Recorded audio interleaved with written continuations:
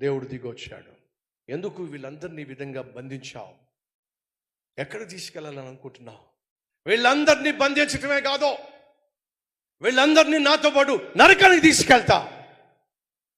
వీళ్ళందరినీ నా మాయతో, అల్పకాల పాప భోగాలతో, అలవాట్లో బంధించి పడేశా.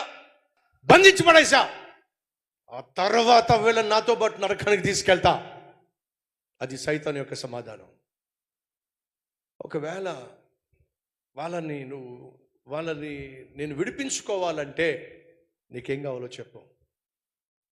హలో ప్రభువా, వీళ్ళు మంచోళ్ళు కాదయ్యా.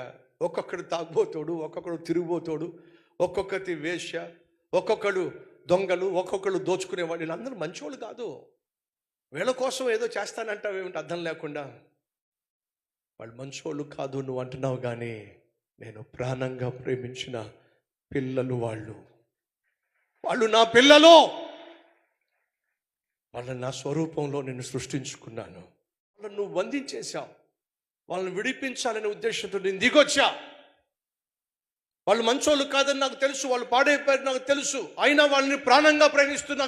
చెప్పు, నా పిల్లల్ని తిరిగి పొందుకోవాలని నీకేం కావాలో చెప్పు. నిజంగా ప్రాణంగా నీ పిల్లల్ని ప్రేమిస్తున్నావా? ప్రాణంగా ప్రేమిస్తున్నా అయితే నీ పిల్లలందరినీ నీకు ఇచ్చేస్తా. నాకు కావాల్సింది నువ్వు నాకు ఇస్తావా? చెప్పు, నీకేం కావాలో.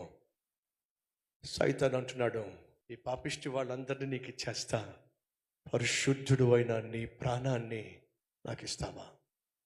యేసయ్య ఏమన్నాడు తెలుసా? నా బిడ్డల్ని విడిపించుకోవడానికి నా ప్రాణాన్ని కూడా నేను లెక్క చేసే ప్రసక్తి లేదు. నా ప్రాణాన్ని ఇస్తా, నా బిడ్డలు నాకు ఇచ్చేసాయి. సహోదరులు, 2000 సంవత్సరాల క్రితం ఈ భూమి మీదకు యేసుక్రీస్తు వచ్చింది ఏదో ఒక సాధారణమైన లేదా అసాధారణమైన మనిషిగా జీవించడానికి కాదు, మరే సైతాను చేతుల్లో బంధించబడిన నిన్ను తన ప్రాణాన్ని దారపోసి, ప్రాణాన్ని త్యాగం చేసి నన్ను విడిపించడానికి వచ్చాడు. నువ్వు నేను చేసినటువంటి పాపిష్టి చేతలను బట్టి ఆయన తన చేతుల్ని మేకులకు అప్పగించాడు. చేతుల్లో 5 లేక 6 అంగుళాలు తుప్పు పట్టినటువంటి మేకులు పెట్టి కొట్టారండి. అడ్డమైన తిరుగులు మనం తిరిగాం. మన కాళ్ళు శిక్షించబడాలి మనం చేసిన పాపిష్టి పనులను బట్టి. ఆయన కాళ్ళను ఒకదాని మీద ఒకటి పెట్టి 5-6 అంగుళాలు తుప్పు పట్టిన మేకులను కాళ్ళల్లో దిగకొట్టారండి. సుత్తితో కొట్టారండి, భరించాడండి. 3 మేకుల మీద నీకోసం నా కోసం వేలాడాడండి. పాపిష్టి తలంపులను బట్టి నీ తల మీద శిక్ష పడాలి. ఆయన తలను ముళ్ళ కిరీటానికి అప్పగిస్తే వాళ్ళు ముళ్ళ కిరీటం పెట్టి కొట్టారు.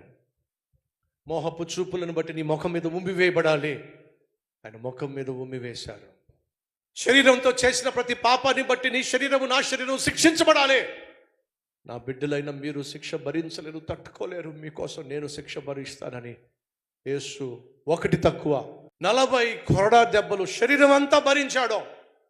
చేసిన పాపిష్టి పనులను బట్టి మనకు మరణ శిక్ష రావాలి. ఆ మరణ శిక్ష మనం భరించలేమని నీ స్థానంలో నా స్థానంలో యేసుక్రీస్తే మరణించాడండి.